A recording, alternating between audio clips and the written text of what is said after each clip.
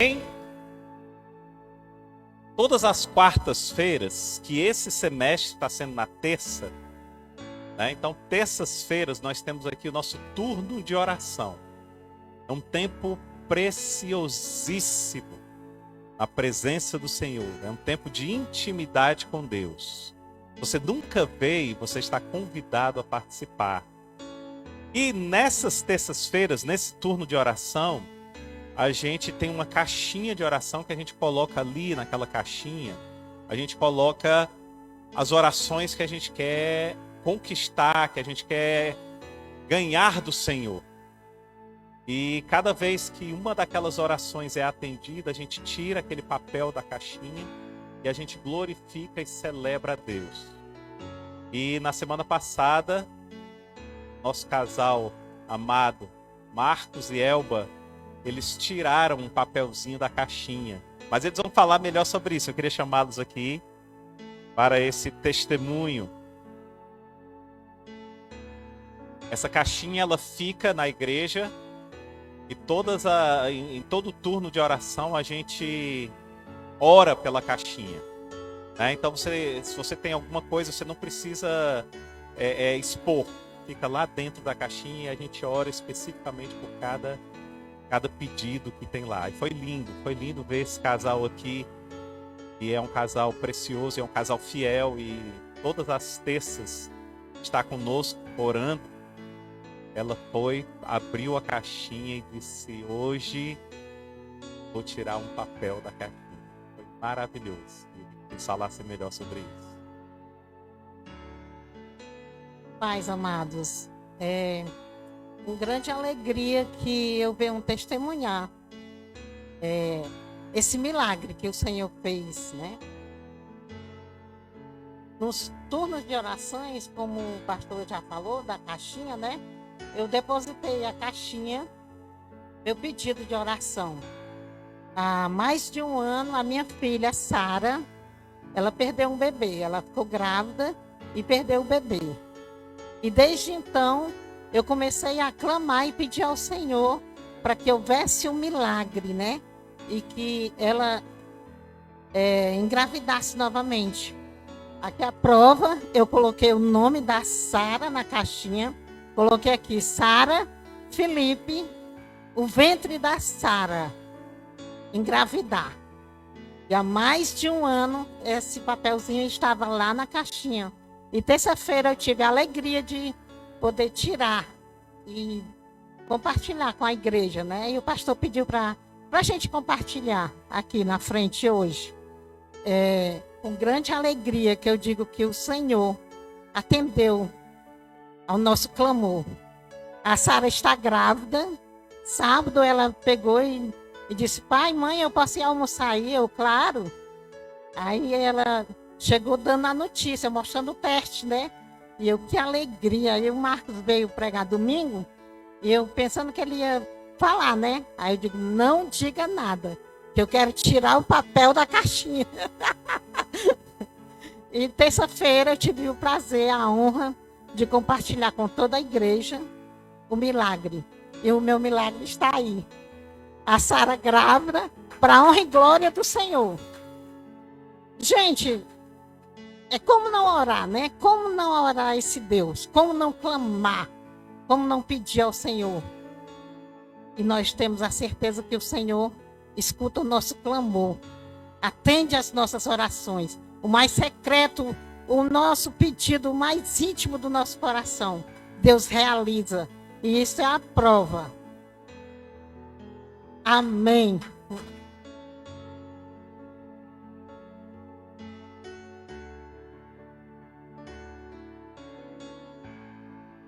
Aleluia, aleluia. Amados, vocês não estão entendendo.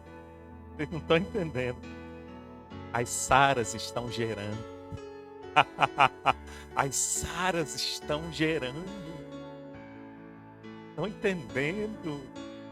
Que maravilha. Ontem, quem esteve aqui presenciou um tempo tremendo aqui nesse lugar. Encontro de homens e mulheres juntos aqui clamando ao Senhor.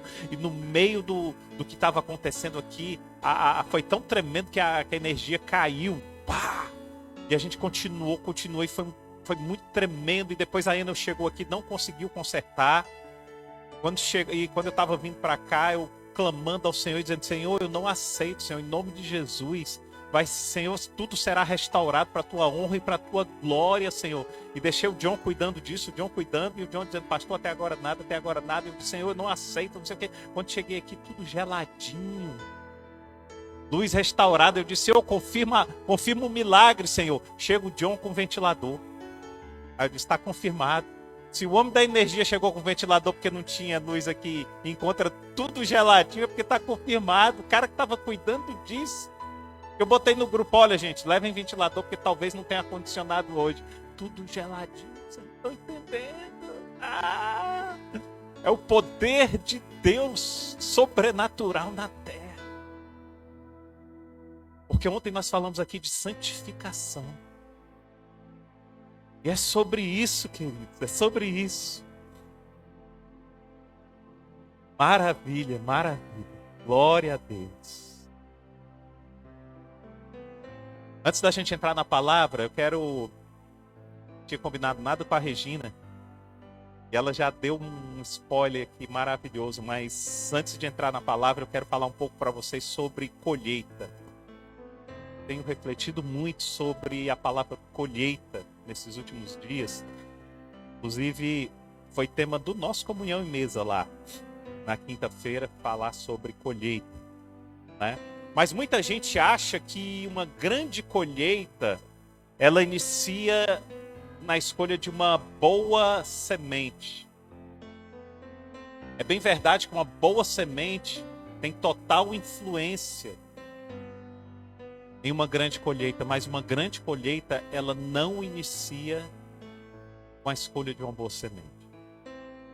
Uma grande colheita, ela inicia com a preparação da terra. É a preparação da terra que vai determinar se a boa semente vai ou não germinar.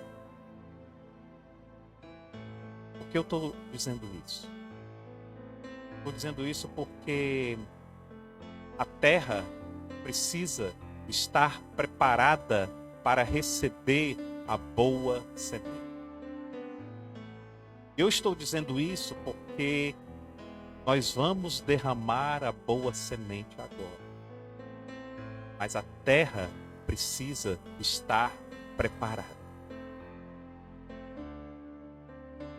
Eu não tenho dúvida de que a semente é boa. Você não tem dúvida de que a semente que será derramada é boa. Mas a questão que vai ficar, se essa semente vai germinar ou não, é a terra. É a preparação da terra. E a pergunta que eu faço é: como você preparou a tua terra para chegar até aqui? Como você preparou a tua terra para receber a semente que vai ser lançada? Como?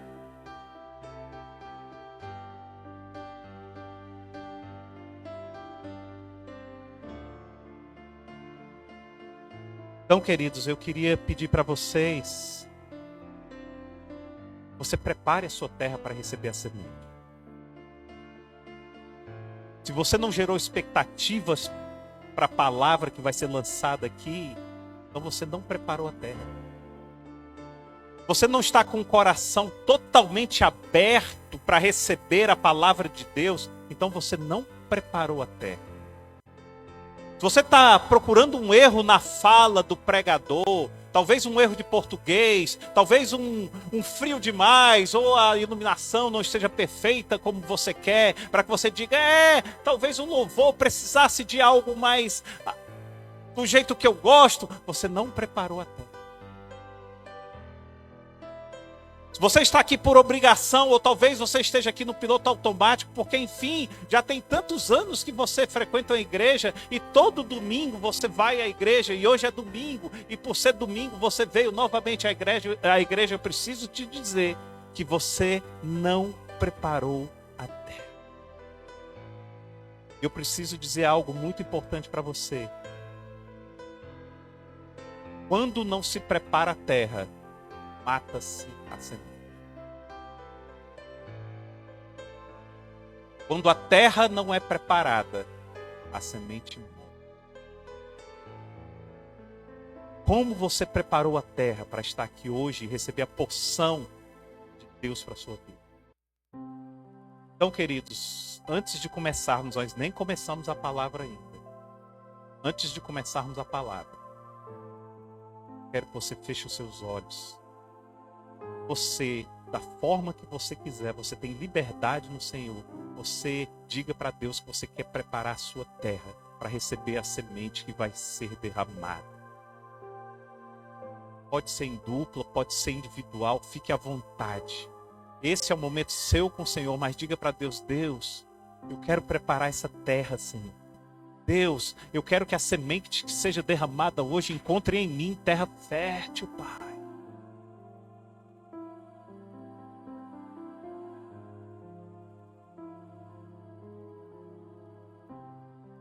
Aproveite esse momento. Para a terra, Senhor.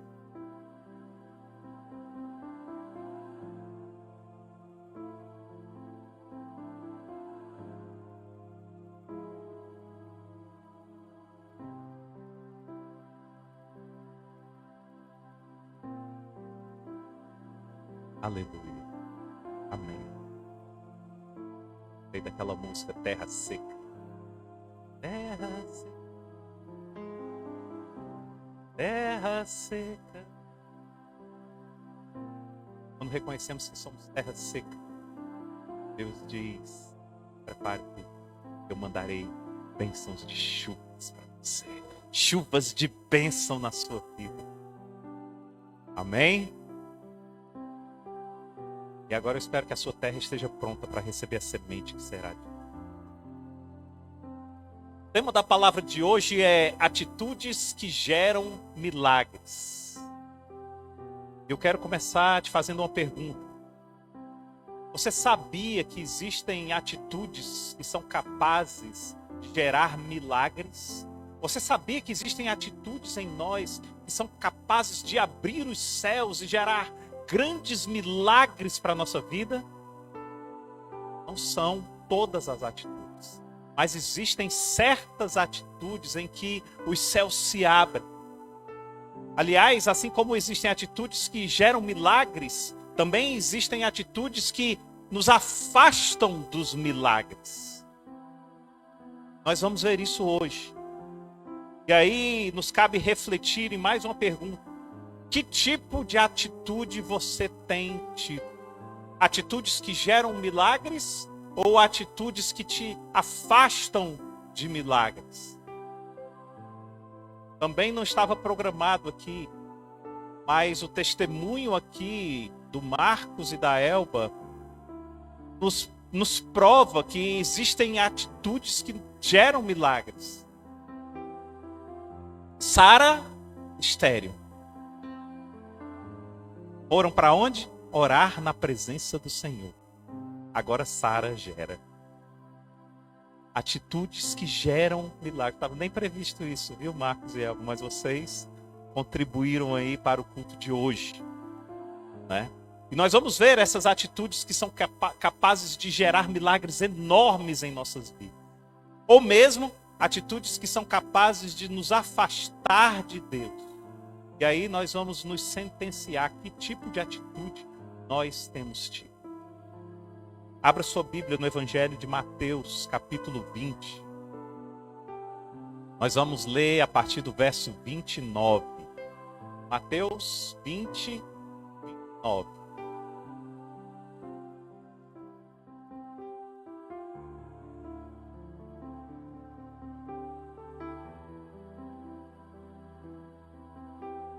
Quando Jesus e os seus discípulos saíram de Jericó, uma grande multidão o seguiu. 2 cegos estavam sentados à beira do caminho e, ao ouvirem que Jesus estava passando, puseram-se a gritar: Senhor, filho de Davi, tem misericórdia de nós. A multidão os repreendeu para que se calassem, mas eles gritavam ainda mais: Senhor, filho de Davi, tem misericórdia de nós. Jesus parou chamou-os e perguntou-lhes: o que vocês querem que eu faça? Eles responderam: Senhor, queremos que os nossos olhos se abram. Jesus teve compaixão deles e tocou-lhes nos olhos. Imediatamente recuperaram a visão e seguiram. Senhor, nós te louvamos, Pai. Te agradecemos pela tua palavra de hoje, Pai. Te agradecemos pela semente fértil que será lançada nesta noite, Pai.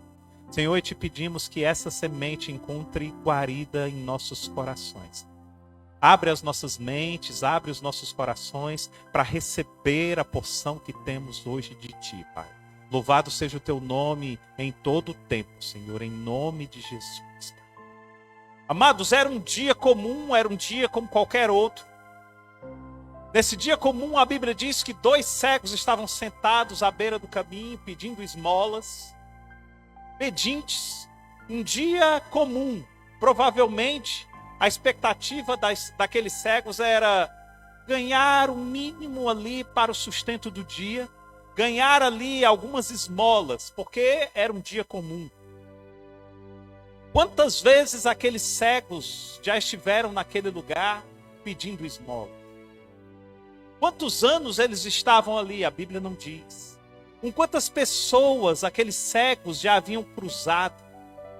Onde alguns sim concediam alguma moedinha para eles e eles se alegravam com aquele valor. Outros passavam sem nem perceber a presença daqueles cegos, porque era um dia comum. A Bíblia não especifica, mas talvez aqueles homens estivessem tão acostumados a pedir esmolas, que eles não discerniam quem dava e quem não dava. Aqueles que passavam por indiferença, talvez tivessem o mesmo significado daqueles que passavam e davam alguma esmola. Mas para eles já não fazia tanta diferença, porque era um dia comum. E o que isso tem a ver com a palavra de hoje? Tem a ver que a maioria das pessoas ainda não perceberam que os milagres de Deus acontecem em dias. A manjedoura foi emprestada para o Salvador em um dia comum. Os pregos traspassaram as mãos do Cristo em um dia comum.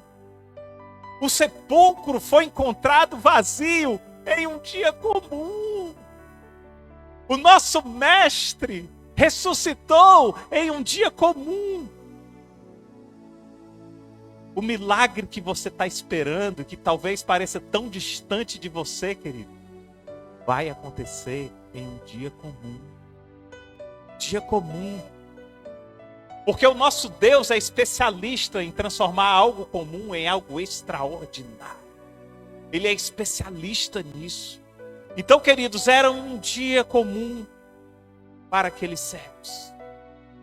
Eles ali sentados à beira da estrada, esperando algumas moedas, quando de repente, a Bíblia diz no verso 47, ouviram que Jesus estava passando.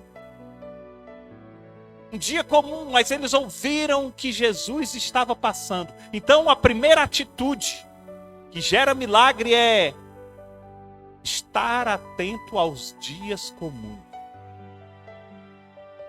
Presta atenção. Para que você consiga gerar milagres na sua vida, você precisa estar atento aos dias comuns. Talvez hoje você tenha saído de casa e achado que seria um domingo como qualquer outro, mas surpreendentemente, hoje pode ser um dia de milagres na sua vida.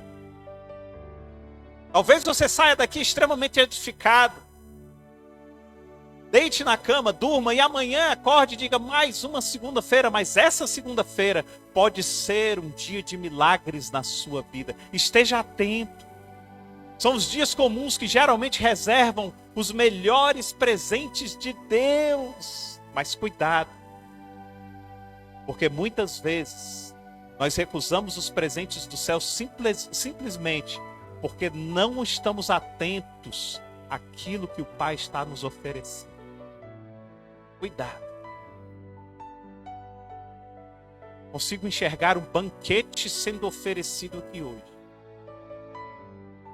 Não queria nem enxergar isso, mas consigo enxergar que algumas pessoas não estão se servindo. Sério. O banquete do milagre é servido, mas poucas pessoas se servem do banquete. O milagre, ele é disponível, mas poucas pessoas desfrutam do milagre. E uma das atitudes que nós temos que ter para desfrutar do banquete do extraordinário de Deus é estar atento para os dias comuns. Agora pega essa visão aqui, querido. A desatenção aos dias comuns nos leva a voltar para casa cegos, como saímos. Mas a atenção ao que Deus está movendo nos dias comuns nos faz enxergar aquilo que antes éramos cegos. Aqueles 2 cegos saíram de casa cegos, mas atentos ao que estava acontecendo e voltaram enxergando. Quantos de nós saem cegos de casa para colher as esmolas da vida e voltamos cegos para casa, porque não estamos atentos à passagem do texto? Quantos de nós? Quantos de nós? Por isso, esteja atento aos dias comuns. Porque essa atitude, ela gera milagres. Essa é a primeira atitude. Esteja atento aos dias comuns. Porque essa atitude, ela gera milagres. A segunda atitude, queridos, que gera milagres, está registrada no verso 5. No verso 30, desculpe, que diz assim: 2 cegos estavam sentados à beira do caminho. Mateus cita 2 cegos. Marcos cita apenas o cego Bartimeu. Tá? Porque Bartimeu era o mais eloquente, foi o que mais interviu aqui. Mas eram 2 cegos, sim. E a segunda atitude aqui é a seguinte: ande com as pessoas certas. A segunda atitude que gera milagres é: ande com as pessoas certas. Mas pastor, eu estou vendo aqui, eles eram 2 cegos. Sim, queridos. 2 cegos que sonhavam em ver. 2 cegos que tinham um sonho em comum. 2 cegos que ansiavam ver a luz do dia. Ande com as pessoas certas. Não é porque eles viam, é porque eles tinham o mesmo sonho. Amados, hoje eu anseio em viver o mais profundo de Deus. Então eu procuro andar com pessoas que procuram viver mais profundo de Deus. Hoje eu quero conhecer mais a palavra e eu ando com as pessoas que querem conhecer mais a palavra. Hoje eu me disponho a andar de acordo com o querer de Deus para a minha vida e eu me coloco à disposição de pessoas que querem conhecer melhor o querer de Deus na vida delas. Ande com quem sonha o que você sonha, querido. Ande com as pessoas certas, porque a boa companhia gera milagres. Ande com quem vai te impulsionar a ter uma vida espiritual mais saudável. Ande com quem vai te ajudar a trilhar os caminhos rumo à eternidade de Cristo. Escolha bem. Escolha bem. Procure alguém que sonha o que você sonha. E aqui tem um detalhe. Eu não estou falando de sonhos materiais, mas eu estou falando de vida plena espiritual. Quem dera nós chegássemos aqui, os nossos jovens, quando fossem escolher, né, os seus futuros maridos, dissessem assim: eu tenho uma pergunta para te fazer. Qual é a pergunta? Você é crente? Não, não sou crente. Vaza.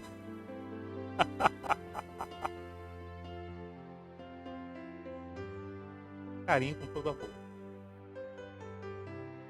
Porque não sonha o mesmo sonho, não planeja o mesmo planejamento, não tem visão espiritual, não tem vida eterna. É simples assim. Se crente casado com crente já é difícil, imagine com descrente. Pastor, mas ele é tão bom. pessoa só falta se converter. Então falta tudo. Falta o principal. Falta o principal. Mas eu conheço pessoas, pastores, que casaram, os crentes se converteram. E eu conheço 10 que se separaram. Para cada uma que você me diga, eu digo 10 para vocês que se separaram. Então não tente confiar no milagre antes de você crer e antes de você tomar atitudes que geram milagres. O problema é que nós esperamos os milagres acontecerem sem ao menos tomarem as atitudes de milagres. Esse é o problema. Então ande com as pessoas certas. As pessoas com quem você anda vão te ajudar. Ou também vão dificultar o seu encontro com Jesus. Essa passagem deixa isso muito claro. Eles estavam lá, os dois, pedindo as esmolinhas. Então a segunda atitude é ande com as pessoas certas. Porque quando você anda com as pessoas certas, acontece a terceira atitude que gera milagre. Mateus capítulo 20, verso 30. Ao ouvirem que Jesus estava passando, puseram-se a gritar: Senhor, filho de Davi, tem misericórdia de mim. A terceira atitude que gera milagres é clame. Clame. Marcos e Elba, o que é que eles fizeram? Clamaram diante do Senhor. O Salmo 18, verso 6 diz: na minha aflição clamei ao Senhor, gritei por socorro ao meu Deus. Do seu templo ele ouviu a minha voz. Vocês foram contemplados com o Salmo 18, Marcos e Elba. O Senhor do seu templo ouviu a voz de você. Aqueles dois homens clamaram a Jesus. Um clamor sincero. Um clamor que quebranta o coração de Deus. Agora presta atenção numa coisa, querido. Clamar atrai. Reclamar afasta.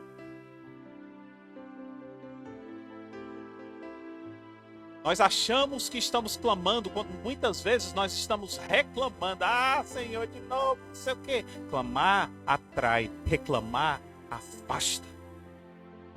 Em nenhum momento está na Bíblia que aqueles homens reclamaram, mas souberam como clamar. Eles sabiam que o clamor move o coração de Deus.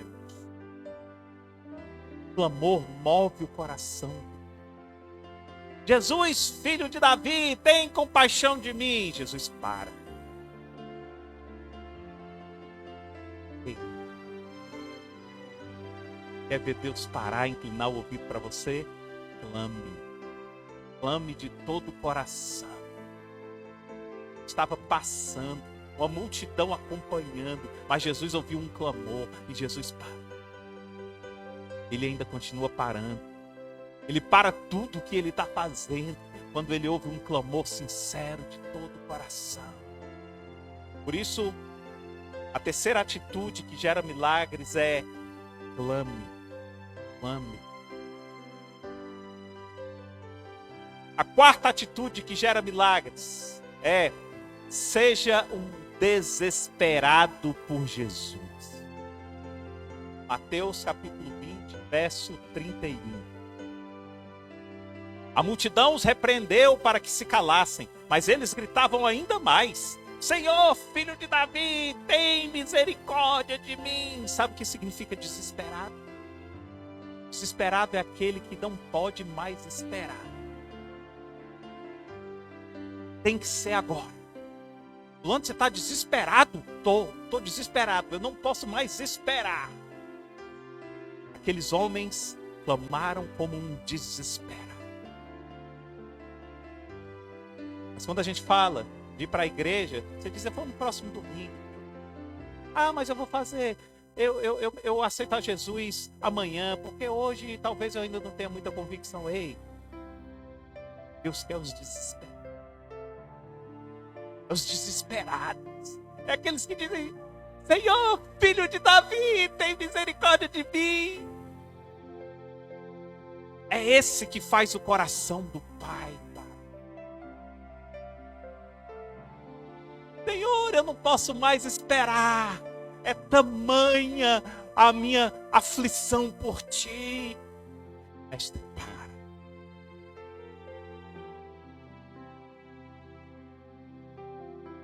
Vamos desesperar que atinge o coração do Pai.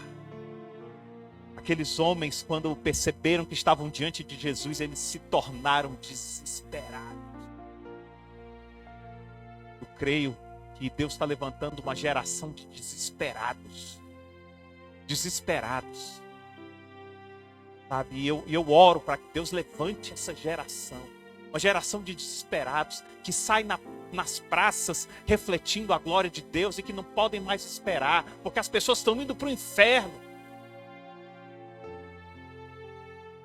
Deus conta com a gente. Deixa eu te falar uma coisa. As pessoas desesperadas, elas não deixam que a multidão te afaste de Jesus. As pessoas desesperadas não ouvem a multidão, mas clamam ainda mais alto quando percebem que Jesus está perto. Esses são os desesperados que Deus procura.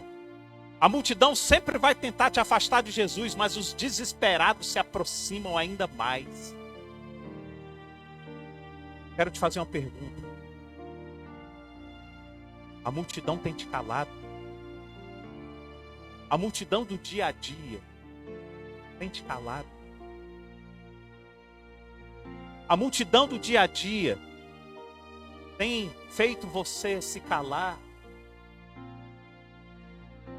Ou você tem sido um desespero? Penso muito isso na faculdade.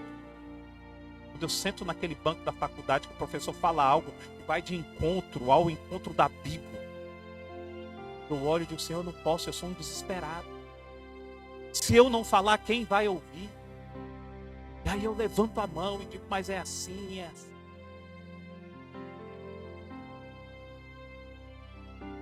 Porque Deus levantou você para ser uma voz. Deus confiou em você. Falei, eu acho que no domingo passado, eu ainda estou meditando nisso. Uma frase que veio à minha mente e eu sou, a frase é a seguinte, eu sou representante de um reino que há de vir.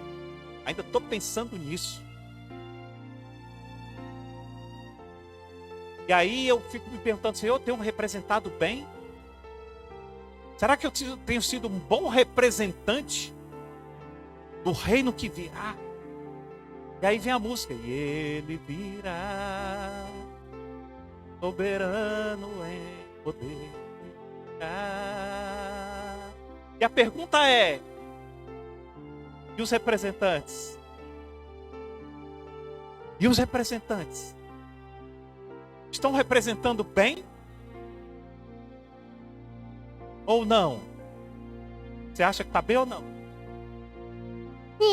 Muito bem. Parabéns. Aleluia. Você é a voz de Deus aqui na terra. Quando você ecoa aquilo que a Bíblia está dizendo, você é a voz de Deus. Deus quer que a palavra dele seja ecoada através de você. Por isso seja um desesperado. Desesperado. Deixe de colocar o seu ponto de vista e desde que o seu ponto de vista esteja alinhado com a Bíblia. Ei, jovens que estão da faculdade. Ei, trabalhadores. Desempenhe o seu papel de voz de Deus. Estava compartilhando um testemunho meu que trabalhava na indústria farmacêutica e aí eu fiquei desempregado. Passei um ano desempregado e comecei a procurar emprego e devido a procurar emprego passei a participar de várias entrevistas de emprego. E aí um colega que era da indústria chegou para mim, até já faleceu, grande amigo, disse assim, cara, tem uma vaga lá na empresa que eu trabalho, eu te conheço o teu trabalho, a vaga é tua, mas tem só que participar do processo seletivo pro forma para você ficar com a vaga. Eu disse, amém, cara, que bom. E a proforma que ele falava era uma redação, e o tema da redação era quem eu sou. Eu desenvolvi a redação toda em cima de Deus. Eu sou o que sou. Eu falei mais de Deus que de mim. Quando eu sou o que sou. O resultado, nunca fui chamado. E aí eu disse, meu Deus, Senhor, eu estou desempregado há tanto tempo. E ele disse que a vaga era minha. O que está acontecendo? Aí Deus colocou no meu coração e eu disse, a partir de hoje, toda vaga que eu for concorrer, eu vou dizer que sou cristão. Toda vaga.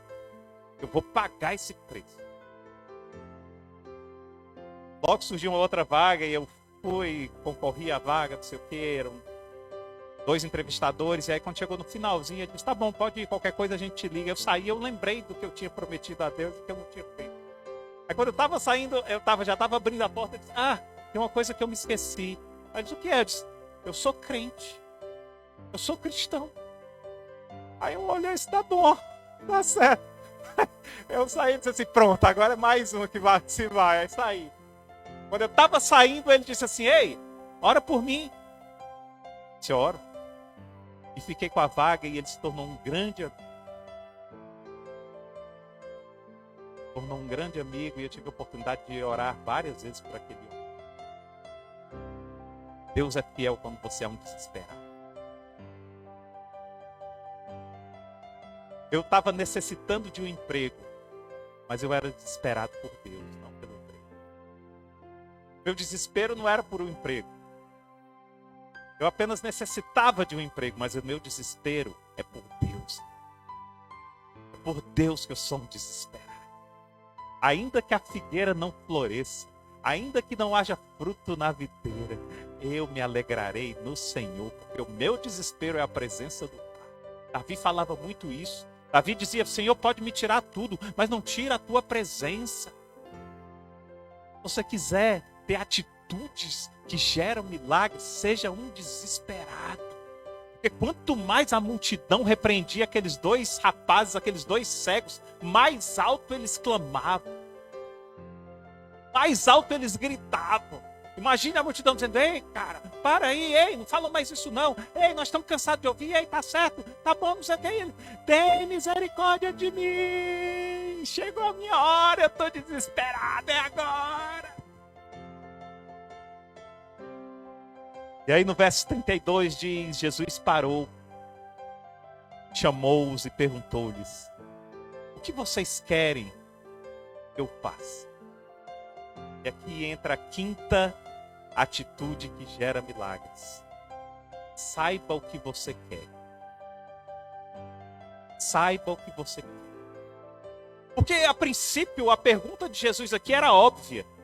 Perguntar para um cego o que ele quer parece algo lógico. Jesus. Quero ver, né, Jesus? Mas não, querido. Uma pergunta cirúrgica. Em 2 aspectos. Primeiro, Jesus queria sondar o coração daqueles homens.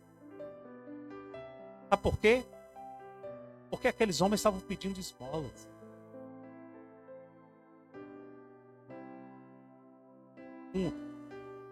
Porque o que você pede denuncia o tamanho da sua fé. Talvez aqueles homens tivessem ganho no máximo por dia ali 1 denário. Jesus está passando. Jesus, tem misericórdia de mim. O que você quer que eu peça? Eu quero 10 denários. Eu quero 20 denários. Eu quero uma casa. Seria capaz de dar. Isso me faz lembrar a mim mesmo. Jesus chegasse para você hoje, falasse, o que é que eu faço? O que você pediria?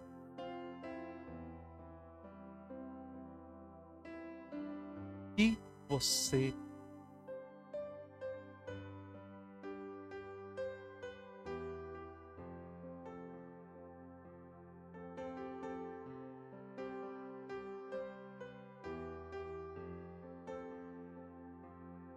Em Marcos capítulo 20, você vai ver essa mesma história, só que enfatizando o Bartimeu, né, filho de Timeu.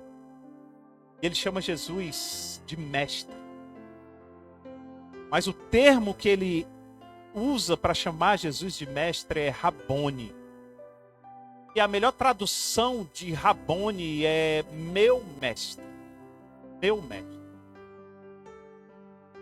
Várias outras pessoas na Bíblia chamam Jesus de mestre, mas só uma usa o termo Rabone, que é lá em João capítulo 20, verso 16, que é Maria. Então aquele homem começa chamando Jesus de filho de Davi. Filho de Davi era uma expressão messiânica, reconhecendo que Jesus vinha da linhagem de Davi, de uma linhagem espiritual. Mas chamar Jesus de Rabone era uma expressão pessoal de fé. Aí eu quero fazer uma outra pergunta para você. Que pergunta? Parece a prova do Enem. Enem celestial. Né? Qual foi a sua nota? Sua nota dá direito a um lugar na faculdade celestial ou não? Mas eu quero fazer uma pergunta para você. Quero fazer uma pergunta para você. Chamar Jesus de mestre, você seria capaz e sincero o suficiente para olhar para Jesus e dizer: meu mestre, bom, meu mestre. Naquele tempo você tinha os fariseus, você tinha os saduceus, você tinha os escribas, você tinha vários mestres. Mas você precisa olhar para Jesus, meu mestre. Aquele cego olha para Jesus e diz: meu. Nesse contexto que Jesus diz assim: o que você quer que eu faça? Já que eu sou seu mestre, o que é que você quer que eu faça? Aqui Jesus está dando uma oportunidade aos cegos de expressar o tamanho da fé deles. Aqui Jesus dá a oportunidade deles dizerem em que eles acreditam que Jesus poderia fazer. Agora cuidado. Porque quando Jesus pergunta o que quer que você faça, o que quer que ele faça por você, a sua resposta denuncia a tua fé. A tua resposta denuncia aonde está o teu coração. Na minha leitura 3D, quando Jesus pergunta: o que é que você quer? O que é que vocês querem que eu faça? Ele diz assim: nós queremos enxergar, nós queremos ser capazes de ver. Queridos, eu vi as pessoas rindo. A multidão rindo. Pediram para ver. Que maluquice, os caras pediram para ver. Vocês conseguem enxergar isso? Já pensou? Sexo, cara. Aí, o que você quer que eu faça? Eu quero ver. Aí os caras olham assim: caraca, o cara quer ver. Não, não acredito não. Pessoas rindo. Jesus poderia ter muito bem ter dito: como é que vocês querem enxergar? Vocês são os únicos que vêm, cara. Cegos são estes. Como assim, Jesus? Vocês enxergaram em mim aquilo que eu posso fazer. Eu estou passando aqui, a multidão está comigo, mas vocês foram os únicos que clamaram. Vocês são os únicos que olharam e falaram assim: ei, eu quero ver, porque vocês sabem do meu poder, vocês sabem o poder que eu carrego. Ei, como é que vocês querem ver, cara? Cegos são eles, que não enxergam aquilo que eu posso fazer. Por isso eu consigo enxergar muito bem. Jesus curou aqueles 2 cegos para fazer com que a multidão enxergue. A cura dos cegos foi para que a multidão enxergasse quem era Jesus, porque aqueles 2 cegos já tinham dito: Rabone. Aqueles 2 cegos já tinham dito: meu mestre. Mas aquela multidão precisava enxergar quem era Jesus. A cura dos cegos foi para abrir os olhos da multidão.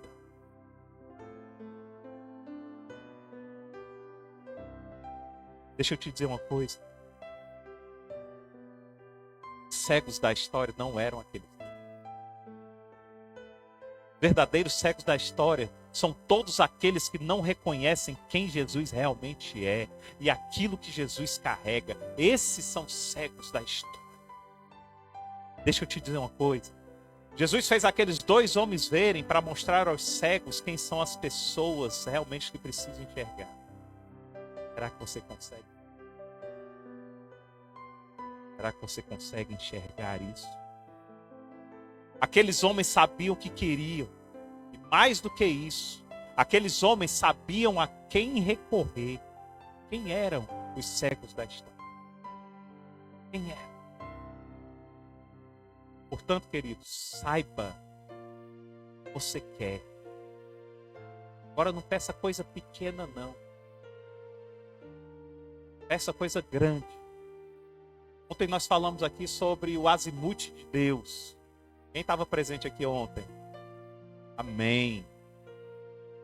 Azimuth. Quem não sabe o que é azimuth, quem não veio ontem, eu vou dizer hoje. Azimuth, você conhece a bússola, né? A bússola sempre aponta para o norte. Onde você virar a bússola, ela vai apontar para o norte. E aí, o azimuth é quando você pega o seu caminho, a sua trilha, e você consegue colocar exatamente no ponto em que a bússola está apontando. Quando esses 2 pontos se encontram, o seu ponto e o ponto da bússola, chama azimuth. Então, você está em algum lugar, o cara diz, faz um azimuth aí para 30 graus noroeste. Aí você faz um azimuth e você vai exatamente naquele ponto. Estão comigo? Vou contar um segredo para você. Só entre nós. Mas pode sair espalhando depois. Existe o azimuth de Deus. O azimuth de Deus, ele não aponta para o norte. Ele aponta para o propósito de Deus. Ele aponta para o querer de Deus. E quando o seu querer entra em azimuth com o querer de Deus, queridos, os milagres acontecem. As coisas começam a acontecer. Por isso, saiba o que você quer. Mas se o que você quer está no azimuth de Deus, vai acontecer. Porque é o azimuth do milagre. Percebe? Por isso a Bíblia diz que Deus fará o desejo do nosso coração.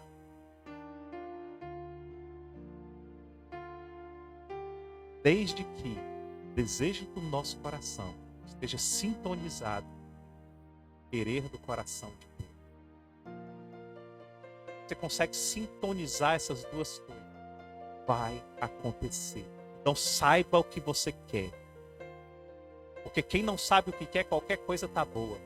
Ou pior, quem não sabe o que quer, qualquer coisa está ruim. Pior ainda.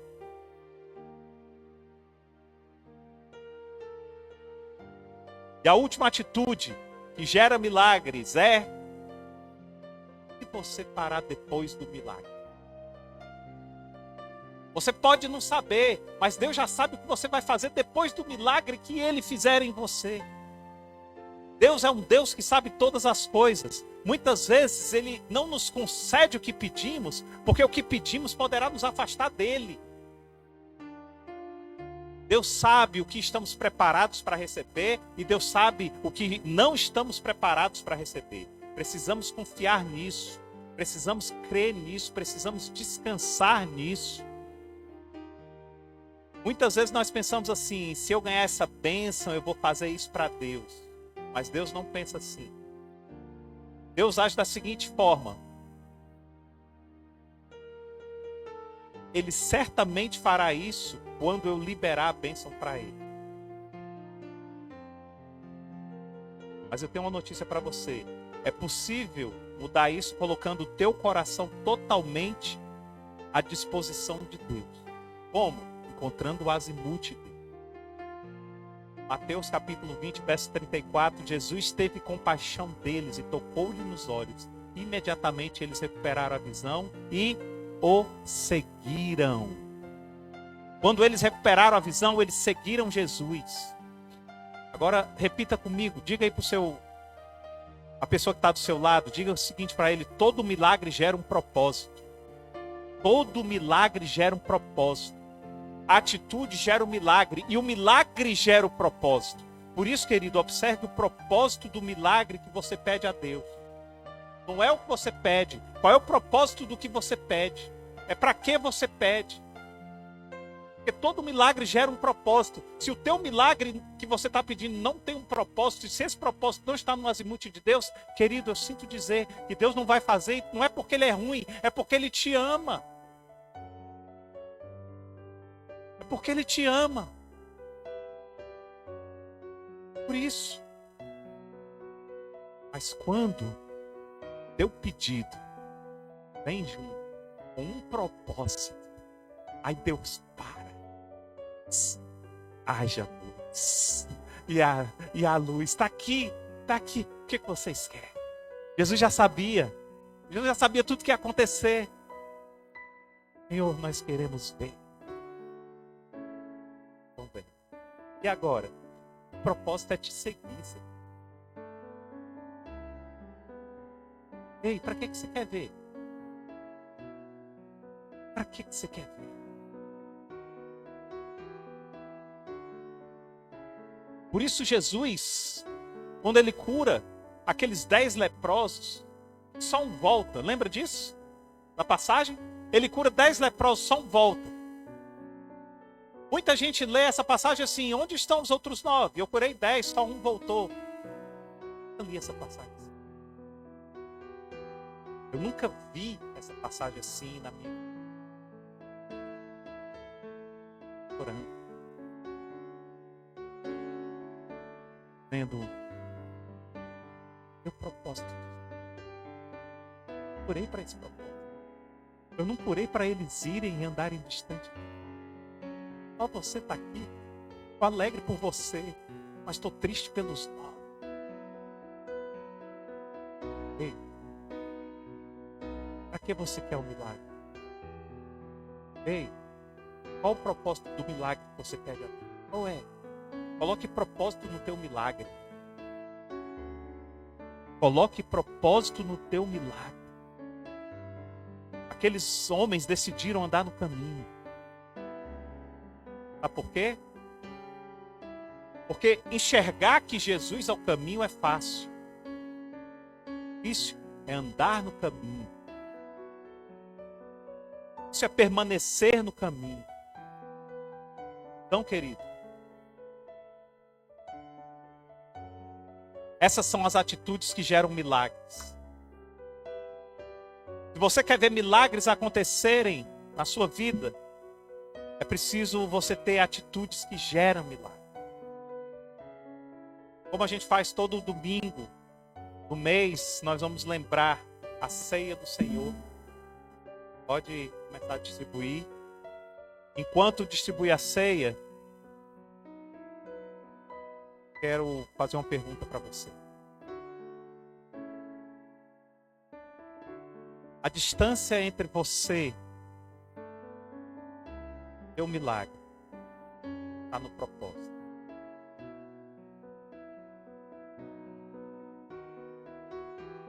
Responda com toda sinceridade qual o propósito de Deus. Porque a Bíblia diz: pedis e não recebeis porque pedis mal.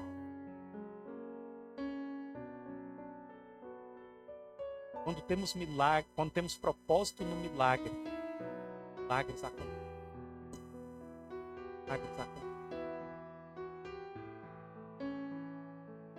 Tem um colega no meu trabalho que ela é uma grande mulher de Deus. Poucas que eu conheço são o filho espiritual dela. A mãe dela estava doente, ela foi doar sangue para a mãe. Presta atenção. Quando ela chegou lá no Fujisan, em Fortaleza, semana passada, ela foi fazer o teste para saber se ela podia doar ou não. E as hemoglobinas dela deram baixas. E aí o cara olhou para ela e disse: olha, a senhora não pode doar porque as suas hemoglobinas deram baixas. Ela olhou e disse assim: tá entendendo? Sou uma mulher de Deus. Eu preciso doar sangue para minha mãe. Vou lavar a mão e vou fazer de novo. Eu quero que você diga das minhas hemoglobinas. E ela foi, lavou as mãos e dizendo, clamando: Senhor, o Senhor sabe o propósito. O Senhor sabe por que eu estou aqui, Senhor. Por causa da minha mãezinha, Senhor. Agora eu te peço, Senhor, faz um milagre. Deu a mão pro cara, o cara olhou e disse: agora suas hemoglobinas estão. Desse jeito, quando ela me contou, eu disse: nosso Deus é o Deus da hemoglobina. Glória a Deus. Desse jeito, eu vou convidar ela um dia para vir aqui. Desse jeito, ela lavou a mão com água e sabão. Voltou lá e o cara disse: agora tá boa a hemoglobina. Para doar sangue. Ei, você acha que milagre não acontece? Bota propósito do teu milagre, querido. Vou estar distribuindo aí, eu quero adorar a Deus com você. Esse Deus de milagres. Deus que nos alcança. Esse Deus que nos faz ver. Esse Deus que nos tira da condição de cego para a condição de seguidor. Esse é o Deus que está em Mateus capítulo 20.